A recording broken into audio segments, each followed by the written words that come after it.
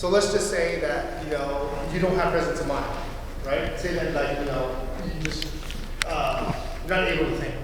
And you didn't think like, hey, move out of the way. But you need to go ahead and go real quickly because you start punching people and all that other. Okay. So how do you, what do you need to do to get in that?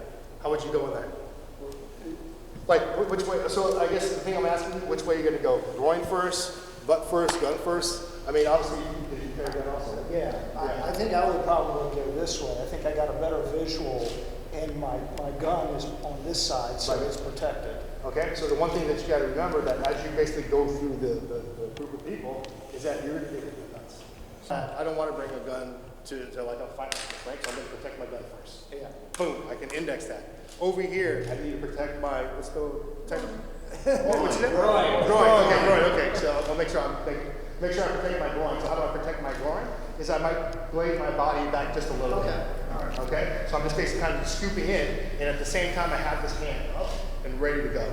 Because, oh, sorry, go over here, sorry. Like it's like so easy. Yeah, right over here, and then you can see that I can index my weapon, and I can, you know, basically move these people out of the way as well.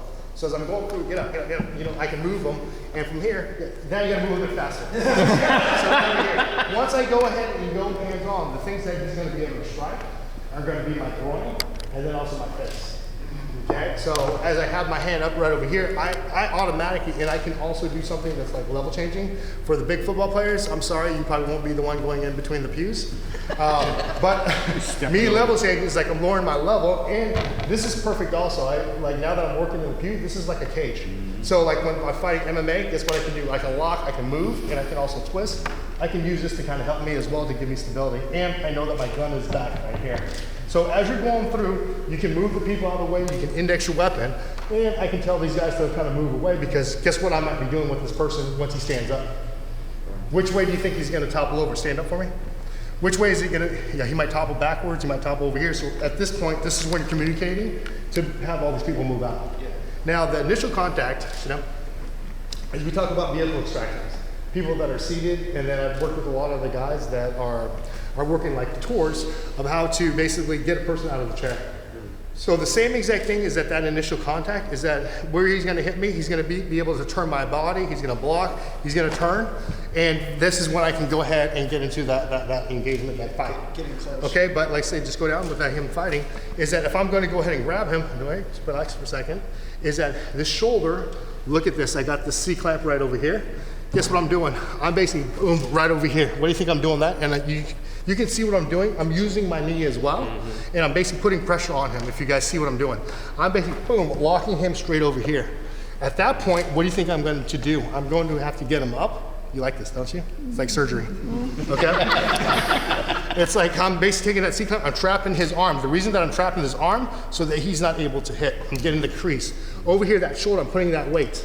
From here, I'm going to, guess what I'm doing? Look what I'm doing with my hands.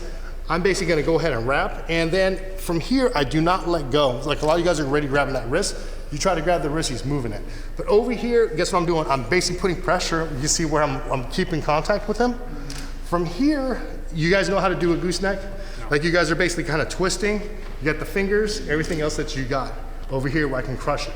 So I'm basically grabbing his fingers, I'm basically twisting, taking my knuckles, my middle finger to the knuckles, and from here, then I can just basically kind of look to drag him. If I have some of the bigger guys that are gonna go hands-on first, something tells me that even if their technique is not the greatest, they're strong. Versus the doctor, okay? They're gonna be able to grab whatever they wanna grab, and guess what they do? They're gonna go ahead and pull.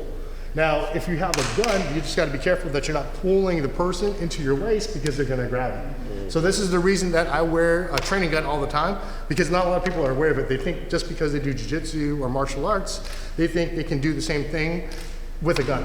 Which in reality, if you have a bad guy that knows what they're doing, and even if they don't know that you have a gun, what do you think you're gonna be doing if you got into this little fight?